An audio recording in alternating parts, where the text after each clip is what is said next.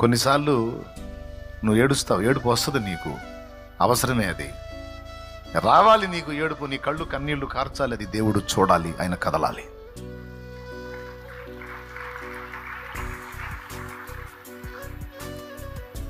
దేనికైనా త్వరగా స్పందించని దేవుడు మన కన్నీళ్లకు తీవ్రంగా స్పందిస్తాడు.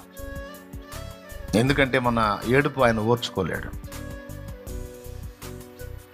దేవుడు కూడా బలహీనతలు ఉన్నాయి, దేవుడు కూడా వీక్నెస్లు ఉన్నాయి. దేవుడు వీక్నెస్ పాపం చేయడు. దేవుడు వీక్నెస్ న్యాయమే చేస్తాడు కానీ అన్యాయం చేయడు, అది ఆయన బలహీనత. ఒకసారి ట్రై చేయదేవా, ఏ చేత కాదా అన్యాయం చేయటం, నా వల్ల కాదురా. మోసం చేయటం దేవుడికి వల్ల కాదు, చేయమన్నా చేత కాదంటాడు, నా వల్ల కాదురా అంటాడు.